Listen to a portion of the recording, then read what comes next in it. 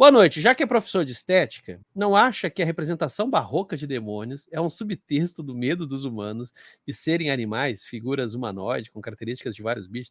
Cara, por esse teu nome,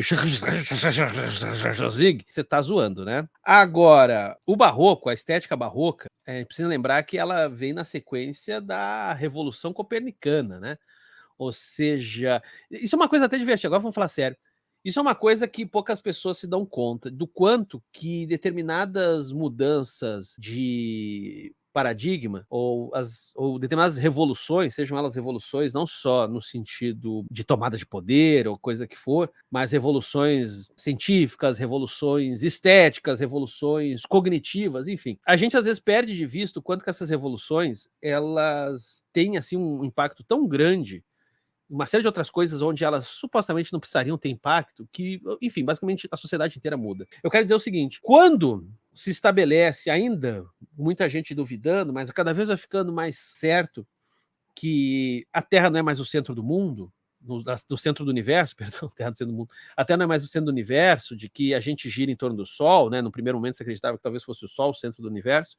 Quando começa esse tipo de ideia a tomar fôlego e mais gente reproduzir, e as elites, e a classe intelectual, a classe artística a reproduzir essa ideia, isso tem um impacto no imaginário que é muito grande. A arte barroca reflete muito isso. Porque, para pensar, no momento que a gente fica sabendo que a Terra não é mais o centro do universo, a gente deixou de ser especial, cara. Para pensar, a Idade Média inteira, da Idade Média Europeia, é a galera clamando por Deus, as torres góticas com as suas pontas, como se fossem em direção a Deus. Por isso que Gotham City do Batman é gótica também, com torres pontudas. É uma cidade que perdeu Deus, está gritando por Deus e não vem de volta, porque o que o céu diz para ela, se o céu falasse, é Deus está morto. Mas enfim, o lance é que estávamos com uma certa segurança espiritual de que a gente é o centro do universo, de que Deus nos colocou num lugar de atenção, de cuidado, de sei lá.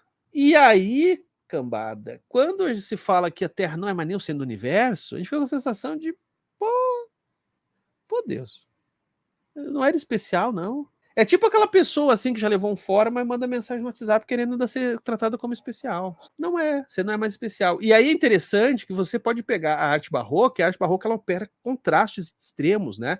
Ao mesmo tempo que a gente tem imagens belíssimas das esferas celestes e figuras de deuses, às vezes deuses greco-romanos, às vezes deuses cristãos, né, Deus cristão, santos e tal. Ao mesmo tempo que você tem essas imagens de muito poder, de muita exuberância celeste, vamos dizer assim, tu tem essa coisa frívola, carnal, essa coisa banal das pessoas vivendo vidas que às vezes podem ser bastante fúteis. Uma outra coisa interessante também sobre o barroco é a eliminação da perspectiva pela valorização do contraste do preto e branco. Então, os extremos vão se demarcando até mesmo no jogo de luz e sombra. E isso tem a ver com essa coisa, assim, essa ruptura, sabe? Essa ruptura copernicana, assim, do tipo, olha só, de um lado a gente não é mais o centro do universo, então se a gente não é mais o centro do universo, e aí, né? Sabe? Por um lado a gente começa a gritar e falar até mais alto por Deus, pedir mais ainda ajuda de Deus, porque parece que a gente já não tá mais tão perto ou num lugar tão privilegiado perante o poder abstrato, o poder cósmico.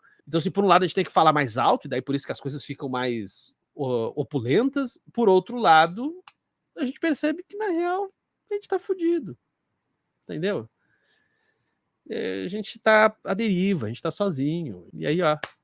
E isso tem impacto até hoje, tá? O livro que eu sempre falo aqui do Sloterdijk, o Esferas, que é uma trilogia, os 3 livros juntos dão quase 13.000 páginas. Ele fala justamente, ele vai pegando esses vários eventos e ele dá uma atenção muito grande à Revolução Copernicana e do quanto que isso vai nos colocar numa situação de desamparo que, em partes, a depressão que a gente tem hoje, né, os casos cada vez mais de depressão, é uma espécie de neto do mal-estar provocado pelo momento que a gente descobriu que não é mais o centro do universo. Né? Claro que o Sloterdijk não pega só a questão da Europa, né? Ele olha também outras culturas e tal, mas ele mostra o quanto que esses acontecimentos eles foram importantes para a gente cada vez mais se sentir meio que sem um lugar no mundo. Por que a gente não tem um lugar no mundo? Porque a gente também não sabe mais onde o mundo está.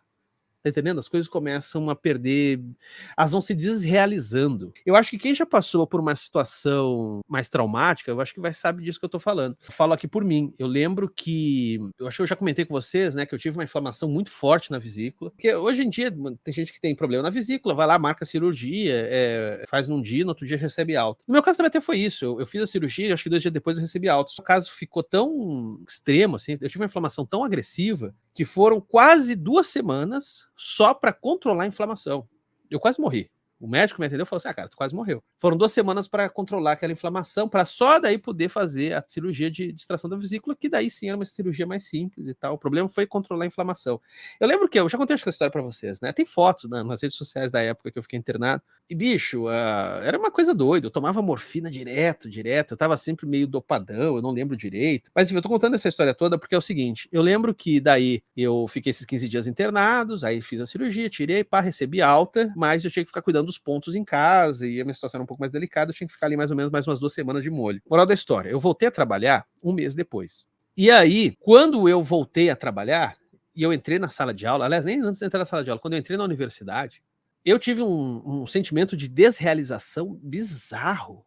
Bizarro. Eu sentia que aquilo não era o mundo real. Eu estava numa espécie de cópia das coisas. Tudo parecia igual como era antes, mas parecia que era só um teatrinho, todo mundo fingindo um papel e eu ali no meio dizendo: o que eu tô fazendo aqui, cara? O que eu tô fazendo aqui? Esses eventos, eles têm esse impacto. Eu acho que a pandemia também vai ter isso conosco. Aliás, não é que ela vai ter, ela já tem. Isso já tá rolando. Quando esses eventos são muito recentes, a gente tem dificuldade de mencionar, assim, de dar os contornos claros, né? Pega a metáfora do olho do furacão, né? Quando você está no olho do furacão, não tem nem vento, né? O olho do furacão não tem vento, então você ainda não está vendo a turbulência que aquilo causou, ou que vai vir a causar. E o caso da pandemia, eu acho que é a mesma coisa, tá? Todos nós aqui que passamos pela pandemia, a gente não saiu igual. Não é aquele papo, vou sair melhor, você foda-se, melhor ou pior, não é nesses termos, a gente saiu diferente. Diferente, todos nós saímos, em alguma dose. Em alguma dose. Mesmo o mais negacionista do mundo, em alguma dose, ele saiu diferente. Aliás, o fato de ser negacionista já é um sintoma de uma tentativa de lidar com essa mudança que está batendo na porta. Uma mudança que, se a pessoa está sendo negacionista, é porque não é que ela está tentando evitar essa mudança, é porque ela já chegou. Então a pessoa está em negação. Essa negação é também uma negação em relação a si mesmo. O pessoal está falando aqui, mas isso não é despersonalização. É que desrealização e despersonalização, aqui eu estou encarando como sinônimo. Eu sei que tem gente que às vezes separa e tal, mas eu estou falando aqui como um sinônimo, tá? Não vou entrar na polêmica da terminologia, porque às vezes aí tem aquela coisa, né? Pra cada... É que nem qual é a diferença entre terror e horror. Aí tem aquelas discussões infindáveis e tal, chata pra diabo. Aí eu falei, não falei do diabo, né?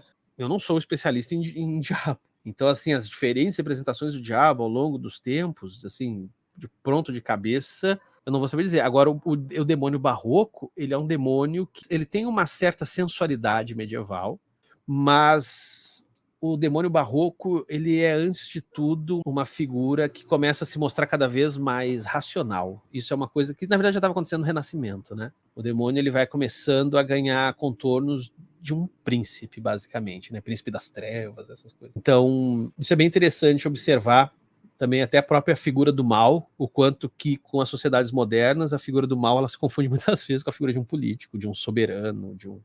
algo que antes era mais embolado. Aparecia também, mas era mais embolado. Esse vídeo é um corte da Live do Caos que acontece no canal do Quadrinhos na Sarjeta todo domingo à noite por volta das 9h30, geralmente. Então curta e compartilhe este vídeo. E se inscreva lá no Quadrinhos Sarjeta, assim como aqui no Cortes da Sarjeta, pessoa vagabunda.